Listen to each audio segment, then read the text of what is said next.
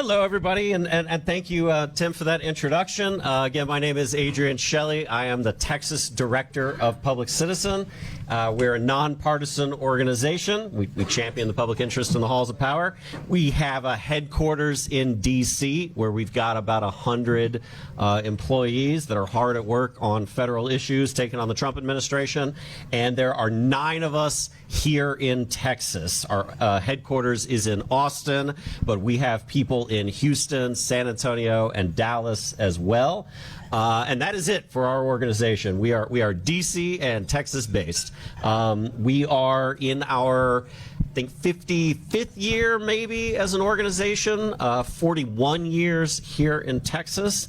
So we've got a pretty proud history as a progressive activist organization here and nationally. I can tell by the folks around here, a lot of you will know and be fond of our founder, Ralph Nader. If you like things like seatbelts, then you're a fan of Ralph Nader. So that is who we are. As for me, I am a Houston native from Spring. It's a suburb kind of on the north side of Houston. I went to the UT School of Law, where I got into environmental law. I served for about a year as a practicing attorney. I was working in the Clean Air Act space, so litigation, suing the EPA, suing polluters, that sort of thing. I did that for about a year before I got basically cured of the practice of law and moved into the advocacy space after that. So I did a couple of years as the executive director of an air quality organization in Houston, Air Alliance Houston. They're still one of our close allies. We work with them every day. And then about 8 years ago, I moved up here to Austin to serve as the Texas Director of Public Citizen. And I have been doing that just about 8 years. It'll be 8 years on April 1. So I think a lot of people might be familiar these days with Public Citizen, with the work that we are doing nationally, challenging the Trump administration. And so I do want to talk a little bit about that first. We are, of course, a nonpartisan organization, but we are and always have been very progressive. But more than anything, we are about holding government accountable, right? And that is an issue and a value that transcends party, and that is how we look at the work that we do. This is not our first time taking on Trump or the Trump administration. We were pretty successful in the first go-round, primarily through legal challenges, challenging in court some of the more irrational and unconstitutional things that the administration did. And that is the approach that we are taking again this time. We have an excellent team in our litigation group. They have filed more than 24 lawsuits against the present administration. Where are these lawsuits filed?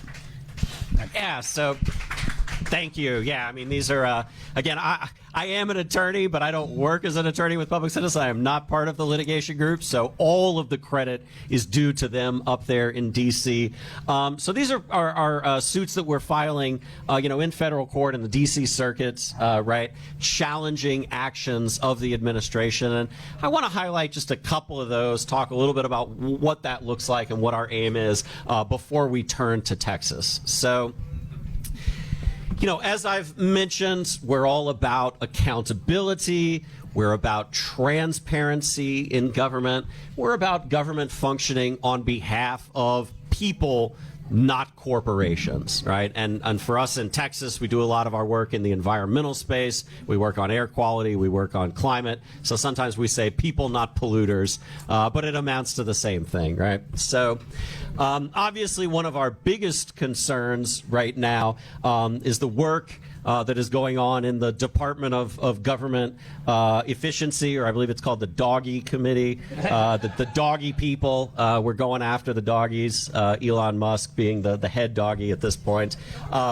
He's We like dogs. Yeah, we don't like doggies right now. But so he is obviously, unelected, dismantler of government, and is doing things that are unconstitutional, right? Like, for example, trying to claw back funding that has already been awarded, in many cases that has already been allocated to government programs in Texas, in the nation, and internationally. I have to say, we, Public Citizen, have never taken government funding. We don't take government or corporate funding. We are only supported by our members and by foundations. So we have not been directly impacted financially the way that so many of our partners have been. I'm sure anybody that works in the federal funding space knows just how devastating what has happened over the last couple of weeks has been. And we have partners who have already had grants that have been clawed back, and we have been challenging those actions in court. Obviously, also of chief concern to us is the relinquishing of personal information that is held in trust by the government about us, right? From the IRS, the Department of Education, the Social Security Administration. They have our information. They have our private information, and it is being handed over to these unelected bureaucrats in the doggy committee, right? And so we have been suing at a very fast clip over those issues. I am perfectly happy to take questions as we go. I'd rather we have more of a dialogue here. So you had a question.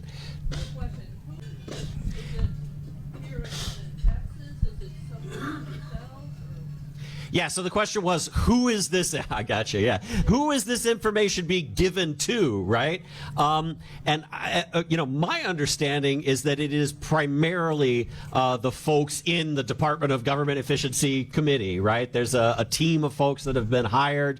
There's been efforts to, bring to light who these people are, right? It's, again, a bunch of unelected folks, a bunch of folks who are just actively dismantling the government. And of course, there is such an, intertwined relationship right now between the federal administration and Elon Musk and the companies that Elon Musk has. And, we don't have any confidence that information is being treated with the security that we all believed that it would be, right, when we, participated in government programs. So. I think that part of the thing that concerns people is that the information we don't know who's getting it, and it's really kind of a nihilistic approach to managing government.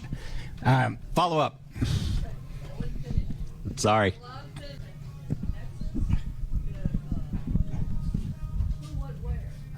Yeah. So the question again, exactly who is that? Was that the? Okay. Who exactly is getting the information? Who in Texas is getting the information? What are the consequences of that? Yeah. That's a fair question. I'm getting a little bit out of my depth here on that one. I'll give you one example that I think is pretty concerning here in Texas, and that is ICE. Right? Immigrations and Customs Enforcement, right? So let's give an example. There are undocumented immigrants who do not have Social Security numbers who want to pay their taxes, right? Because they want to abide by the law. So there is a particular form that the IRS gives to undocumented folks so that they can pay taxes on their income, right? And there is, from my understanding, there is fear, and I don't know if this has happened yet or not. I'm getting kind of outside of my area of expertise here, but the fear is that, essentially everyone who has filed this particular form with the IRS is admitting that they are an undocumented immigrant, right? So if just that form is handed over to ICE, to Immigrations and Customs Enforcement, that is a list of people who are undocumented, right? And so there's a deep concern there about what that means. These are people who are doing their best to abide by the law, right? They're paying their taxes. I mean, sure, they're undocumented, maybe through no fault of their own. Maybe they were brought over here when they were children, right? They're doing their best to be good residents of this country, and now they're in fear of their futures, right? I think we've all heard horror stories. Our people in San Antonio, one of my friends had one of my coworkers, their barber shop was raided by ICE, right? So there are pretty deep fears, here in Texas from immigration in particular. So that's one example. that I'm pretty familiar with. Go ahead, Tim. Yeah, I'll just go ahead and anybody who wants to have a question, just catch my attention, and I'll let you have the mic. And otherwise, keep going. Yeah, and so I'm going to say one more thing about one of our lawsuits at the federal level, and then we'll switch here to Texas. So when the Department of Government Efficiency was created, Public Citizen, we decided that our approach there would be to start out by kind of, taking the intention of this committee at its word, right? It's about government efficiency. Well, we can all get behind government efficiency, right? We want government to work effectively for the people. We want our tax dollars to be spent well. So our folks in our D.C. office worked on some recommendations. Hey, if you want to look at government efficiency, where's their waste? How about the Pentagon? $860 billion budget, right? Maybe there's a chance for some efficiency there, right? So we put out some recommendations, and some of our experts in D.C. applied to be part of the Department of Government Efficiency, right? Because government departments are nonpartisan, right? It doesn't matter if you're a Republican or certainly Democrat. they used to be. Right? They used to be, exactly right. So there's no reason why our people, now, again, we're nonpartisan, but there's no reason why our progressive activists shouldn't be able to find a place on one of these committees, right? And in fact, if it is what we call a Federal Advisory Committee, then its operation is governed by the Federal Advisory Committee Act. FACA. And FACA says quite plainly, right, you have to be nonpartisan. So we applied to be on the committee. None of our people were accepted. In fact, we don't know of anybody in the progressive space that was accepted onto the committee, right? So we sued on the grounds that the Department of Government Efficiency was not being operated appropriately, right, as a FACA committee. So that's just one example, right? And in fact, I think our lawsuit count is over 24 at this point. If you go to our website, citizen.org, and look for the litigation group, they are keeping a running tally of all of the lawsuits. And in many of the suits, they'll file and then they will immediately seek an injunction to stop a particular activity, right? To stop the handing over of information to ICE, for example. So take a look at our website, again, citizen.org. That's some of what we're up to at the federal level. We got a couple more follow-up questions. Go ahead, ma'am. Please, yeah. Thanks. Do you individually or your organization see an Achilles heel in what's going on right now? Is there anything that we can grab onto? Yeah, that was a good question. What's the Achilles heel of the Trump administration? I will tell you what we think it is, right? It is that there is no strategy in the people that are appointed, right? There is no logic to the appointments that are made, right? I think we all probably agree in this room that Trump is evil, right? But he's evil in a chaotic and uninformed way, right? There are a bunch of very intelligent and strategically evil people out there, right, who could probably do a better job of dismantling the government and aiding our enemies, right? So we think the Achilles heel is chaos, right? A lack of strategy, an administration that has not learned from the past, right? There's not even any continuity between Trump 1 and Trump 2, right? There are people who learned things in Trump 1 who are not part of Trump 2, right? So we think it's just the chaos, the nonsense is the Achilles heel. And we'll give you an example of the arrows that we are shooting at that Achilles heel, right? We have been calling Elon Musk the acting president for a long time, right? I think everybody thinks that that's going to get under Trump's skin, right? We all know that people do not stay in the federal administration for long, right? They get crosswise with the leader and they get forced out, right? And we're all hoping with people like Trump and Hegseth and RFK that these people get out as quickly as possible. And, unfortunately, they're just making way for other horrible people, right? But, if we can disrupt, if we can continue with the chaos and the lack of experience and the lack of strategy and the lack of understanding about how things actually get done, that might be our best effort, right? To just kind of wait this out. Thank you. I want to applaud Public Citizen for filing those lawsuits. But my question is, if those lawsuits were ruled in favor of Public Citizen, which would be in favor of us, that does not mean that Trump and his people will follow that ruling. So then what will happen? That's that right. We have a constitutional crisis. That's right. Yeah. So to date, The Trump administration has not directly defied a court order. It hasn't happened yet. Okay? Now, they have, immediately filed an appeal, right? Or given some qualification why they can't do the thing that they needed to do, right? But so far to date, there hasn't been just outright bald defiance of a court order. I think a lot of people think that it's coming. We don't know. I don't know. That may be with the birthright citizenship.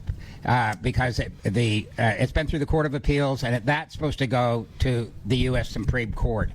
I think part of the trick is if they start just ignoring rulings of especially the highest court, then that will truly be a constitutional crisis. One of the other most significant examples is U.S. aid funding, right? There has been committed funding. There are dates for disbursements that have been missed, and there have been new court orders to meet, by specific dates. So, I think we're all waiting to see. Okay. I want to get to Texas, but I also want to field more questions. What do you got, sir? So I think there is a plan, and they have it written down, and they're going through page by page. Are you guys also looking at the next pages within Project 2025 to prepare lawsuits ahead of time, since they are being very, orchestrated and methodical going through it, while having really dumb, chaotic people lead those efforts?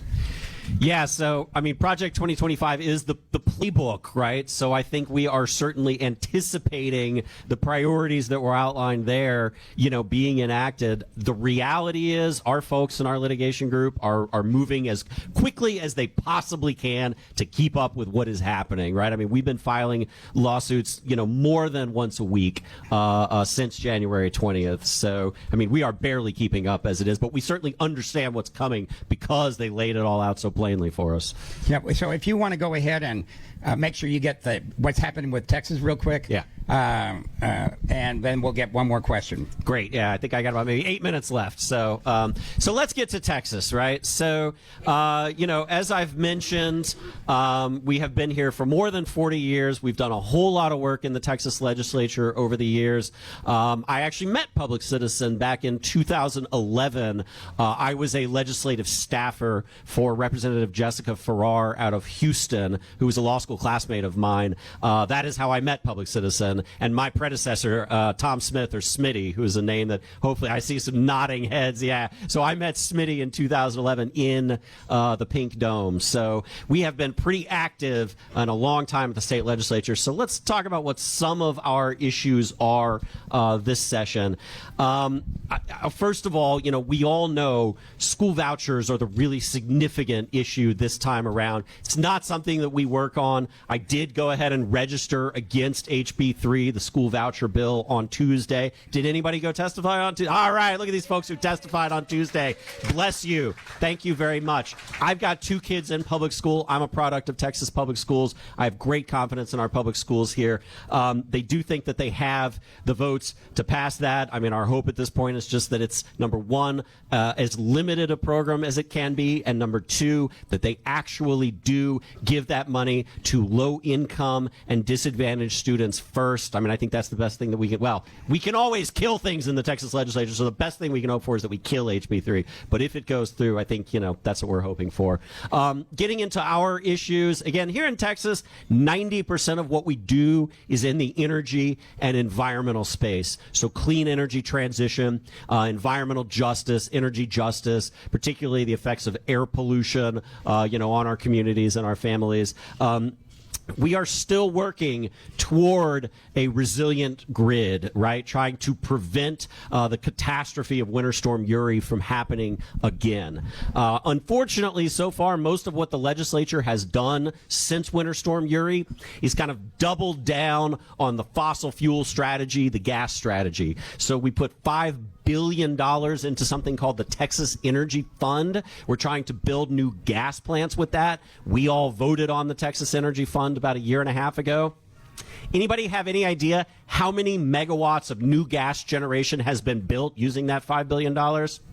Zero. Everybody knows, yes, because you can't build a gas plant in a year or so in Texas. It takes many years because communities oppose new gas plants, because gas turbines can't be bought right now, because gas is expensive and onerous to bring onto market, right? So all we've done so far is double down on fossil fuels in a way that hasn't provided any relief at all. There are other programs in the Texas Energy Fund that we could be funding. There's $1.8 billion for investment in resilience in ERCOT. That could mean battery storage, right? That could mean infrastructure investment to bring renewables to people, right? So we're working on getting Texas Energy Fund money where it belongs.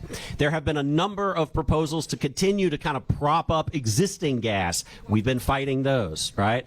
There has not been any effort on what we call the demand side of the equation. So energy efficiency, making our homes use less energy by replacing our old heaters and air conditioners with heat pumps, by insulating our homes, by sealing up our drafty windows and doors. If we had taken that $5 billion from the Texas Energy Fund and invested it in residential energy efficiency, we would have made upgrades to 9 million Texas homes. We would have saved money on our electricity bills. We would have made our homes more comfortable during winter and summer extremes, and we would have gotten 11,000 megawatts of energy savings during those winter peak months. That's where we should be investing money. Why haven't we done that? I hate to say it, but I really think it's because our primary interest is not in providing reliable electricity. It's in selling fossil fuel energy. I really do think that's the only reason that the only solution we've talked about is building more gas plants. So we are working on energy efficiency bills. We're working on demand response bills.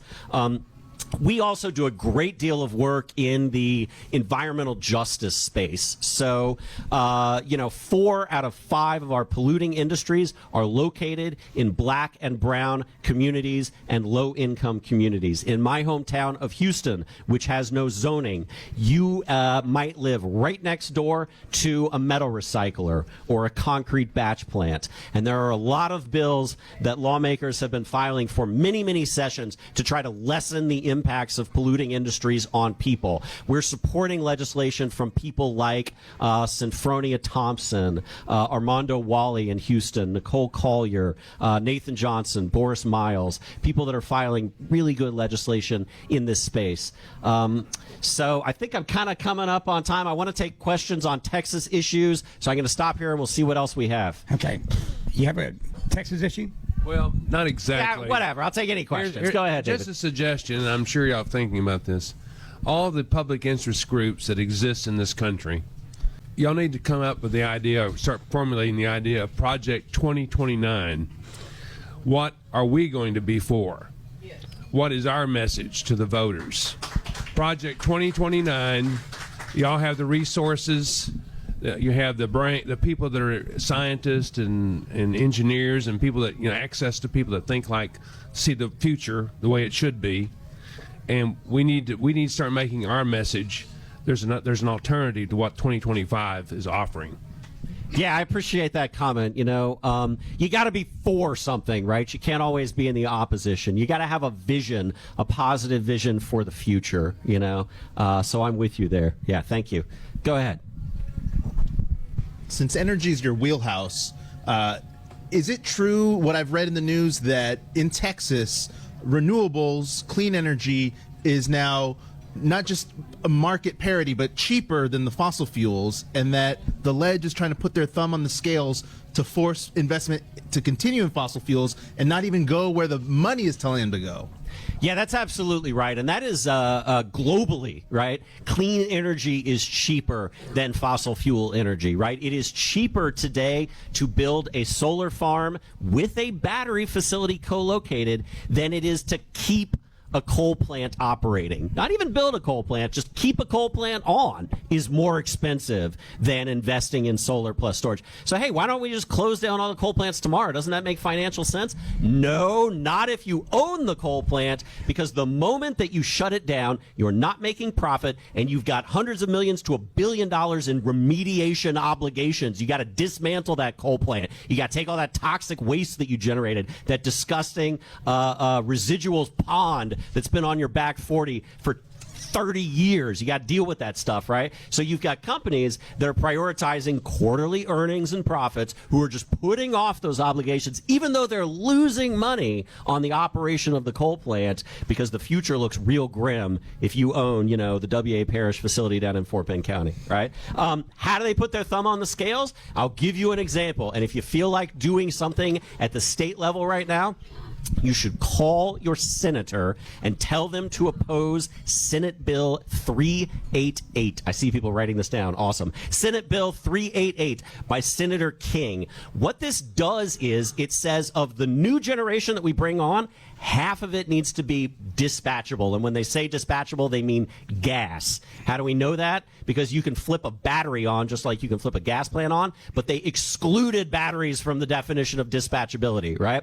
So what happens if 50% of the new generation is not dispatchable? Then the new wind and solar that's on the grid has to pay the natural gas that came on the grid just for existing, right? So that's Senate Bill 388. So there you go. There's an example. Maybe we got, do we got more time? I'm at a half hour. I think I'm done. Yeah, I think, All right. I think that, if we could have the energy available to people in the marketplace, and regular consumers, if they were activated to know that, and since we have a disconnect between regular voters and what happens at the legislature, that is really politically and from a program stance what we need to be working on. And close with that. Yes, I will close with one more thing. I will say we are also, what's going on at the legislature is counter to what's happening in the energy market space, right? 80% of the new energy that's coming on since Winter Storm Uri is clean energy, right? 10,000 megawatts of battery storage that we've invested in since Winter Storm Uri. We hit 76% wind and solar on the grid last Sunday, right? This is the direction that we are going. And we, the ultimate solution, right, is clean, reliable, affordable energy for everyone. We will get there. Texas can't put its thumb on the scales forever. So in conclusion, I will say please follow us. We are on Facebook, Instagram, X, TikTok, I'm told. It's at Public Citizen TX. Check us out online, citizen.org/Texas. Appreciate the opportunity today. Thank you all. Yeah. Thank you for what you guys do. And I'm here to introduce some people who originally started off their lives in Ukraine. So if we could just go ahead and take that mic and just please say your name. Thank you. Thank you so much, Tim, for having us here today. Wait, I'd like to introduce everybody first. What's your name? Yes. What's your name? Hi, my name is Oksana Hranovska. I'm from Ukraine, but I live in Austin, in Manor, and it's a pleasure and great honor to be here today with you. Okay, thank you. And your name? My name is Daria Ledesma. I immigrated to United States in 2011. I lived in DC before, but since 2019, I'm a proud Texan. Hi, hello. My name is Lucy. I left Ukraine in 2022 when the war started. I have two kids. My younger girl is 7 years old and my older boy is 13 years old. So we left Ukraine, me and my kids, when the war started. It was very suddenly for us. And now I live in Austin with my husband and we are entrepreneurs here. Hi, my name is Lilia. I came here in the beginning of 2022, just month and a half before the invasion started. We came here not knowing what will happen. We actually waited for almost 2 years before we finally finished everything with documents to come here with my husband. As almost all of us, we have friends, we have families in Ukraine. It's been tough 3 years, and unfortunately the situation is not getting better. So Daria will speak more for now. Thank you so much for having us here. It's a great honor. Well, I think it's something that we're all really interested in. So if you could go ahead and just tell us something of the story and what's going on. Yes, absolutely. We're here, volunteers of the Ukrainian community, long-time volunteers. Some of us, like myself, I go all the way from 2005 when I lived in Ukraine. And we founded an organization called Ukrainian National Women's League of America. You guys have some handouts on the table. That's a branch for Austin and San Antonio. Yeah, that's the one. That's a little bit information about our organization. Organization is 100 years old, was first founded by Ukrainian women in New York in 1925. And last year we opened a branch in Austin, San Antonio, and we have over 20 members that are very, very active ladies of the Ukrainian community. We're doing cultural events. We're supporting Ukrainian education. We're also part of advocacy teams that I think all of us here went to DC multiple times, and another advocacy group is coming in April. We're going to the Capitol Hill, and we are meeting with the senators and congressmen, and we're advocating for the support for Ukraine and the importance of America stand on the right side of the history. Thank you. Thank you so much. It's been really turbulent 3 years. Honestly, 11 years overall, because the war first started 11 years ago with Putin's annexation of Crimea. And the past 3 years have been super brutal. We are seeing that, what's happening geopolitically now and what a twist in U.S. policy compared to the previous administration. And actually long-standing support of allies has now been in danger, right? We're not just talking about Ukraine. Look at north and south of United States, Canada, Mexico, Europe. All of their allies are being under some sort of pressure and attack. But for Ukraine, the situation is the most sensitive because our country is currently at war. And the war that we did not start, the war that we did not provoke, the false narrative of Kremlin that is picked up by many politicians in this country as well, is that because Ukraine wanted to join NATO, that's why Putin attacked. That's not why Putin attacked. There is deep history going into the colonization of Ukraine by Russia. And NATO has nothing to do with that. If NATO has something to do with that, then Putin would have invaded Finland. Finland is now part of NATO. Why is he not talking about that? Why is it only that Ukraine that matters, that Ukraine doesn't join NATO? That's just a false narrative that can be easily debunked, but certain people don't want to look past simple, oh, it's because of NATO. No, it's not.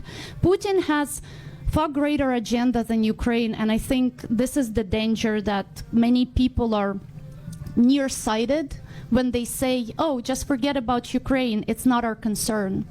No, it is. It is. If Ukraine, let's imagine a scenario, a little bit interactive scenario here. If 3 years ago, Ukraine didn't fight as we fought, and let's say Biden, previous administration, did not provide weapons for Ukraine. Ukraine was just bravery, wouldn't be able to withstand such force such as Russia. I have no doubts, knowing geopolitical appetite of dictator Putin, I have no doubts his military would already be in Poland and the Baltic countries. Because of Ukraine, this has not happened. This is just the truth, and this is the reality. That is why Ukraine has been serving as a buffer for the rest of Europe and the United States, not to feel the pains that Ukraine has been feeling. But the problem is that aid, even during Biden administration, has always been insufficient because it has not been provided to the point to allow Ukraine to win. It's been provided to the point to allow Ukraine to have parity with Russia, not to lose. Let me go ahead and ask just a quick question. I know that you want to get other people to ask questions, but right now we seem to be at a turning point where who knows what the United States is going to be doing. And it'd be very interesting to see if Putin actually comes in to respond constructively to the offer of the 30-day ceasefire, which I know you're dubious about. Then you go ahead and update me on it. But also, a lot of the Europeans are now changing their tune because I think they see this as the front lines for stopping as Trump put it, World War III. Yes. So, addressing your first question, Tim, Putin has come back, and he, like Putin always does, he doesn't say no. He says, yeah, that's a good idea, but, and then he puts the conditions out there that are, everybody knows they cannot be met. Those conditions like, oh, United States has to stop providing military support during their 30 days. The Ukrainian military men have to go into captivity. The Ukraine cannot do mobilization. What is Putin not gonna do all of these? Who's gonna be monitoring? He is consciously given the conditions that cannot be met, but he's keeping the door open for people like current administration to be like, well, he didn't say definitive no, right? That's another prolongation of this bloody war. That's another prolongation of this. And what needs to happen, what should have happened even 3 years ago, and even 11 years ago, a strong hand from the United States needs to come in and stop talking to Putin. He only understands force, and he'll back down. It doesn't necessarily lead to war. Putin only understands strengths, and if you show it to him, he doesn't escalate. He only escalates when there is weakness. That's why he's feeling his strengths, because others are weak. Because NATO has shown weakness, European Union has shown weakness, United States hasn't shown decisiveness enough during the past 3 years. And what's going on right now, we all see this is just the rock bottom. So how do you see the European Union solidifying around this new reality? Yes, if somebody asked me to point one good thing that's coming out of this mess, I would say that European Union is waking up. We're seeing President Macron, we're seeing Prime Minister Starmer and the incoming Chancellor in Germany, we're seeing them accumulating their rallying their other countries around them, and we've already seen a couple of security summits where Canada was present, where non-European countries were present and the United States wasn't. I mean, this is, as an American, I'm also an American citizen, that breaks my heart, but at the same time, when we have current administration leading the things, that's a good thing, in my opinion. Europe needs to stand up, and Europe needs to wake up. It's true that Europe has relied for way too long on US support. And this is a brutal wake-up call, and it comes at Ukrainian lives. It comes at the cost of people, of Ukrainian people who are dying every day as we speak. As a matter of fact, I have my family in Ukraine. We all have families here. My mom, my sister, my niece, my brother-in-law is on the front lines. They don't sleep because missile attacks are every other day. Drone attacks are daily for months. People don't sleep. People die every day as politicians are playing games, as current administration is playing games and trying to find the window. Oh, but Putin didn't say no to the ceasefire. Yes, he did. Let's get our act together. Let's be decisive. Let's do something about this, because Putin is winning this war. He's winning. If any of the other panelists would like to say anything, please do. And I'll take this microphone out to the audience. I maybe can tell my story some little more, because my brother of my husband, he is now in front line, and my parents now in Ukraine too. And we suddenly went from Ukraine. We didn't want to come in the United States in real life because we wanted to build our life. We have we had big business. We have had 35 people in our company. Now the half of the company is in the Europe, and the half of the company in Ukraine now, and the half of them on the front line. So yeah, we know the situation inside, and we know that I can't stay in Ukraine, but I love this country because I can't be sure that my children will be safe. It's real time. It's in real so because the bomb can come every time, everywhere in Ukraine now, this disturbed me because my parents now become more disturbed every time and become more older every year, older and older. I think they are very young people now. Yeah, and I wanted maybe to say that we remember the pact about that Ukraine was before the third country of the powerful of atomic bomb. Yeah, they had nuclear weapon. So on that time, the United States and Russia guarantee safety for us. And now the United States president say that you need to pay for safety. So they guarantee this. And this nuclear exchange was in the early 2000s, I think? No, it was more early, yeah. 1994. It was in 1994, and it was very nice choice for Russia, because we are without any nuclear weapon now, and they could to come to us, and they did it. Okay. I really appreciate you guys up here to tell us about your stories. I know it's a heavy toll emotionally, certainly. Daryl, you want to go ahead and take over? Yeah, a little bit about how people feel right now with the ever since the new administration came into power. In Ukraine, people feel terrible, to be honest. It's an emotional roller coaster. They feel like after 3 years of war, instead of being shown a respect, the country, the Ukraine, has been now forced to capitulate, to surrender. And this rhetoric coming from the White House is just every day people with sleepless nights, they wake up and then they read another tweet, and it's like they don't know what to expect. Military aid was already cut. Intelligence information sharing was already cut. Now it was reinstated. Now they don't know what's going to happen, because the peace talks, so-called peace talks, are continuing. But the way how American administration is leading peace talks, it's rather surrender talks, not the fair peace.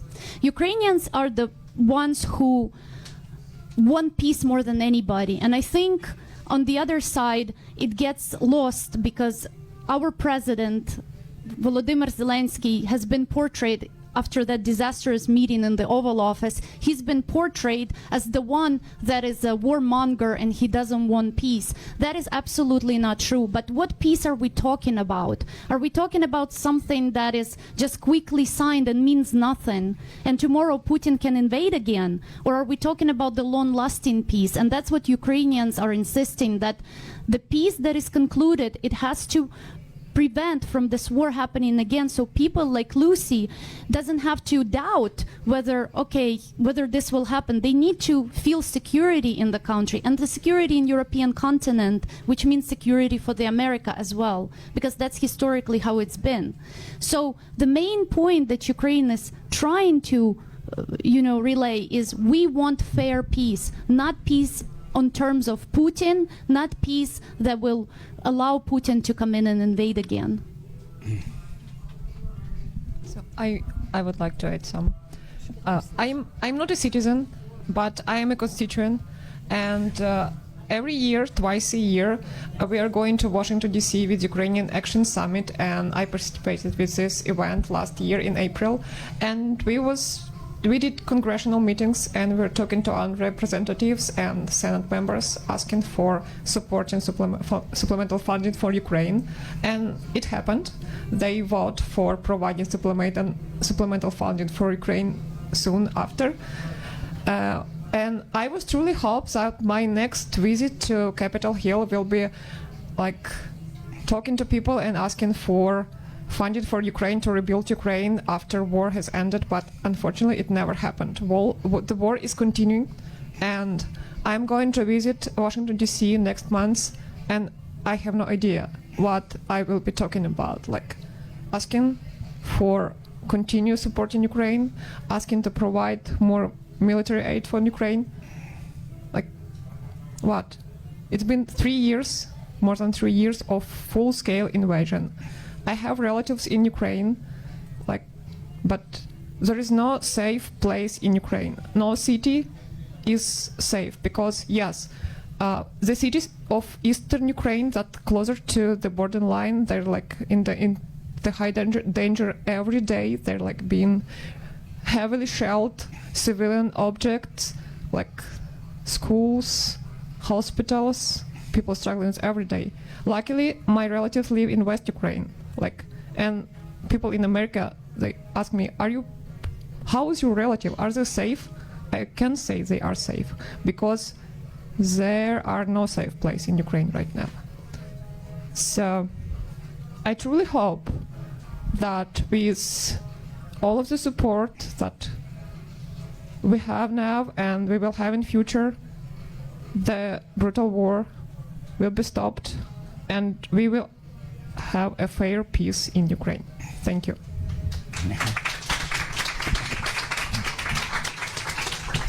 You know, I think that everybody here can really relate to what you're going through on some levels, because we don't know what's going to be happening here in the U.S.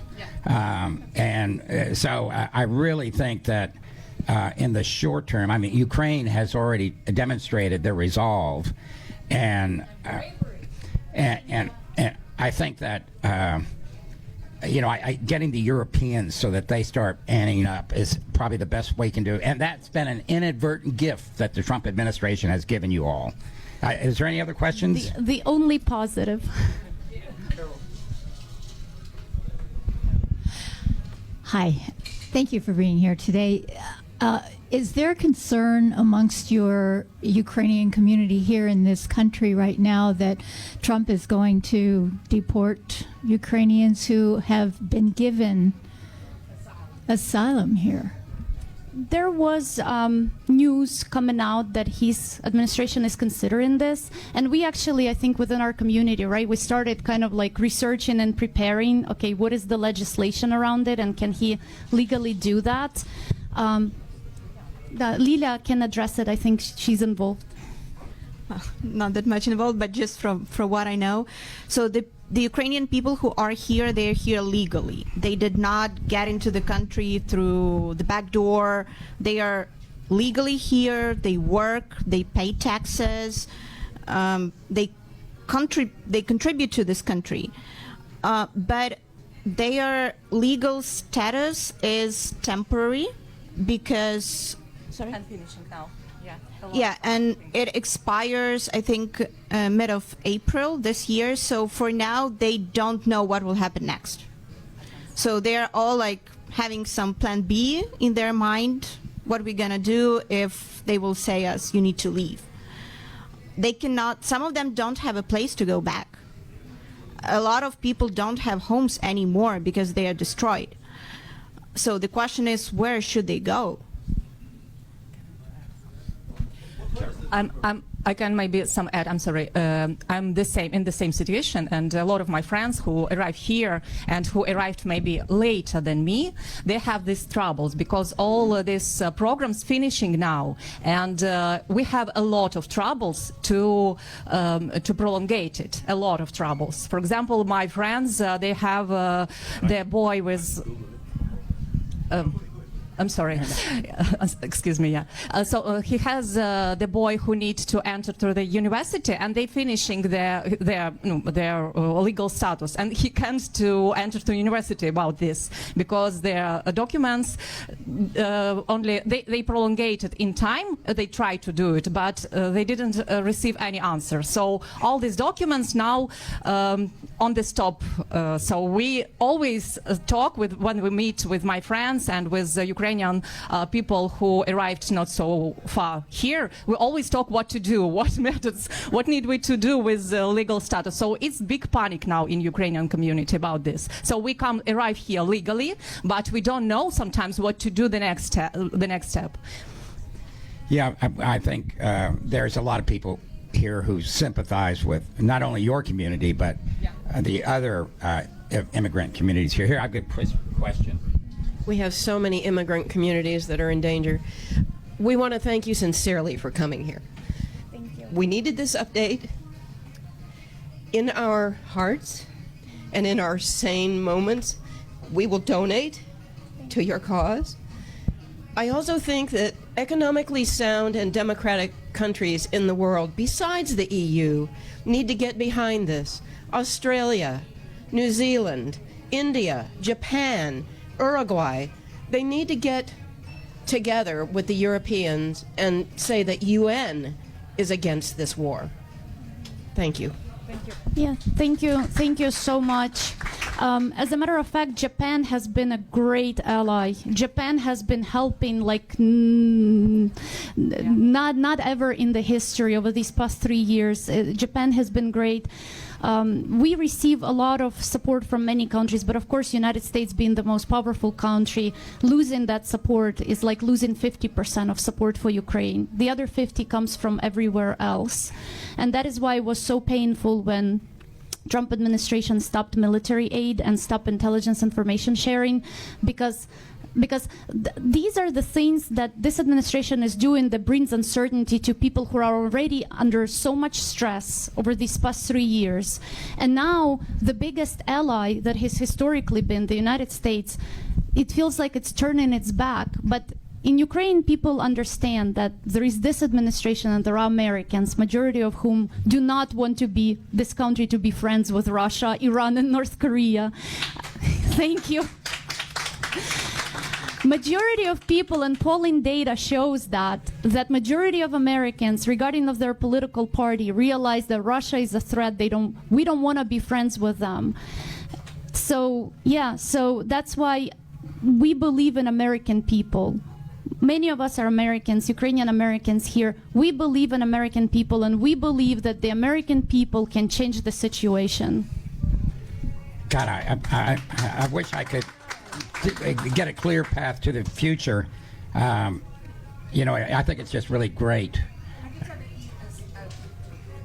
Other than contributing money and other than writing to our elected officials, where can I buy a flag, an Ukrainian flag, to hang outside my door? We actually brought some gifts. Okay, thank you. The little flags, but a big one, Amazon sells them. You can get on Amazon. We brought little gifts that we will give away after our time is up. Yeah. It's probably up, right? So, and... I'm boycotting Amazon right now. Oh, you are? Okay. You know, in our community, we have another member of our organization. She sews flags. So, yeah, we can, yeah. Okay. Absolutely. Flags.com. I think there's a flags.com. I think. Look, that's true. That's true. So, thank you for your support. And the other way that if you would like to support Ukrainian community is attending our events. And I am so happy to speak from Ukrainian National Women's League organization. And I would like to announce our art project, art events, because war is going on, unfortunately, but art is important too. So next weekend, on March 22, we're hosting an event in Leander. It's about women power. My fellow colleague from Ukrainian National Women's League, she is a great artist, and she makes portraits in her unique pop art style. You can find some printed materials about this event, so please welcome, attend this event, enjoy the art, and support Ukraine. Thank you. Tell me about. We're going to go ahead and get this information from them and put it on our website. Yeah. So we did handouts. So you can find everything on handouts. There is email. So on this handout about Ukrainian National Women's League of America, at the end there is an email, branch147@unwla.org. And there is also a handout for the event that Oksana is talking about. It's next Saturday, March 22nd. You can also join, so other ways to participate, you can also join Ukrainian TX, Austin TX Ukrainians Facebook group. If you're on Facebook, it's Austin TX Ukrainians. Our group is now almost 7,000 members, and when we started before the full-scale invasion 3 years ago, it was 1,500 members. So we have lots and lots of Americans who are supporting us. Also, every Saturday there is a rally. We've been doing rallies for 3 years now. Every Saturday, we have not missed a day. Lilia and her husband are organizers. Every Saturday by the Capitol, on the south side of the Capitol, 11 a.m. to 1 p.m. You're welcome to join, stand with us. We have posters, we have flags. We also have 3 nonprofits. One is our organization that we represent. Another one is called Liberty Ukraine Foundation. That's a pretty big organization that is mainly focused focused on providing military support and medical support, like tourniquets, humanitarian aid to Ukraine. And there is also another organization that I co-founded with my friends. It's called Ahead Ukraine. We're supporting Ukrainian education, like shipping laptops to schools. As you understand, like when Russia invaded, they stole everything. They went into schools, into homes, they stole computers. They just robbers, you know, thieves. Not speaking about other terrible things they did, but now Ukrainian schools are like scrambling to have simply access to internet and computers. As we know, current education is now like what you can't really get and be an educated person nowadays without access to devices and internet.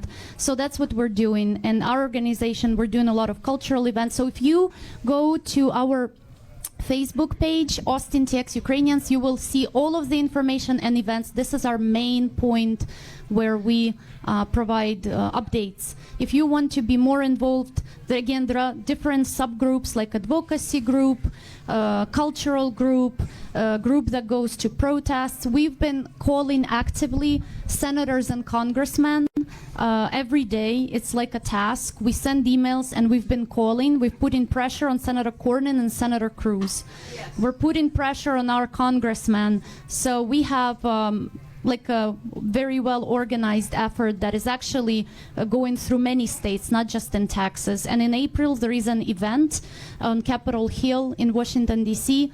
So again, volunteers are welcome to join. This is a great two-day event, going to the Capitol and talking to legislators, meeting with them, and relaying the points of importance of support. So a lot of the things going on, we're very active. This is our volunteer. We all have full-time jobs. I'm a project manager at a fintech company. This is just the second job that we have, and we gladly do, because this is for a greater cause. This is for upholding our values that allies Ukraine and America share, and nobody can convince me otherwise. We share the same values, and no administration that comes for 4 years can debunk that and can convince that Americans should sell out their values. No, we stand by our values. Thank you. Well, I know we're certainly hoping that things work out for all of us. So thank you so much for coming in and tell us a story and give us an information sheet. We'll put it on our website. Absolutely. Tim has my information. Steve, thank you so much, Steve, for reaching out. Steve has my information. If you ever need anything or you would like to learn more, we would be more than happy to connect with you all. Thank you so much. Thank you. And so for our Facebook friends, we want to just say that the Northeast Travis County Democrats meets on the third Saturday of every month. And with that, we'll go ahead and sign out.